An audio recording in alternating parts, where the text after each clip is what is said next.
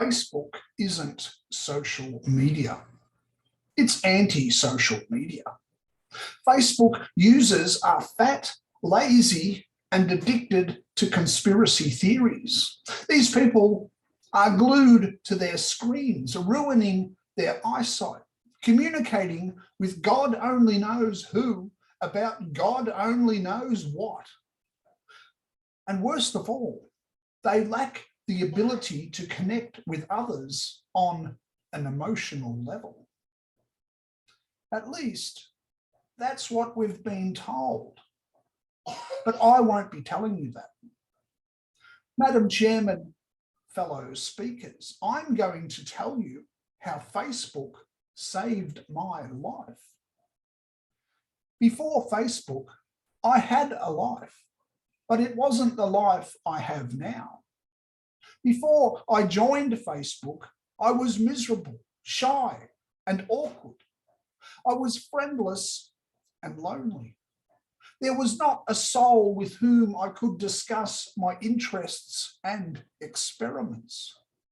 Despite my best efforts, no one was interested in me or my life. I'd never had a girlfriend, and each and every time I tried to be social, something went horribly wrong. I just couldn't get the words out. Or worse, the words that did come out were inappropriate. I was labelled a freak and a nerd. And of course, it was true. Being passionate about the life cycle and breeding habits of the common housefly had always set me apart from my fellows. My experiments were disgusting and filthy, they said. A creep and a weirdo, they called me. It was an awful life. I got a dog, and for a while it was nice. But my worst day came when the dog ran away.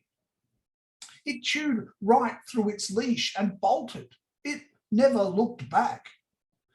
As I watched that dog disappear into the sunset, I didn't see how I could possibly go on.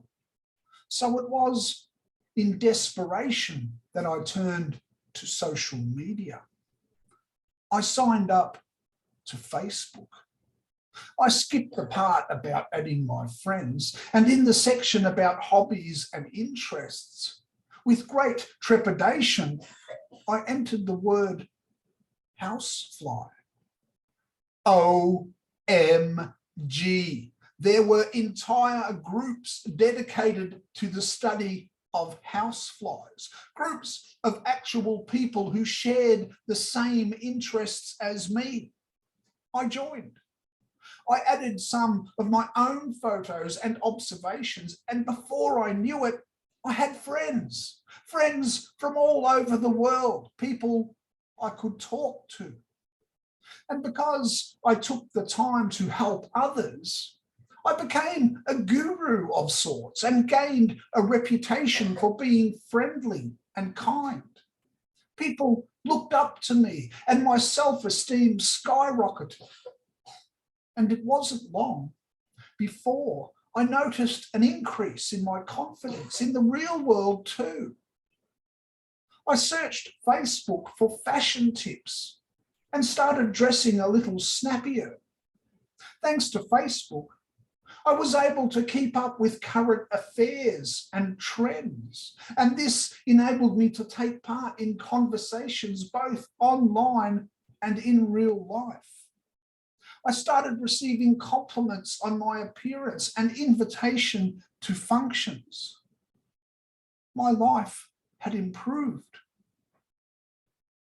Then one day, I got a private message through Facebook Messenger from a girl.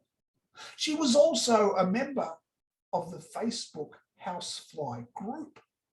We hit it off right away, and the rest, as they say, is history.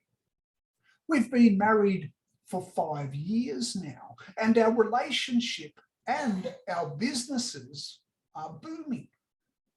I breed flies and supply maggots to recreational fishermen and even laboratories all over Australia.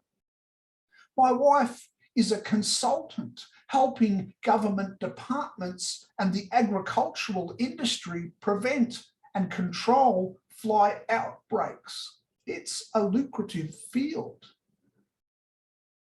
We are happy.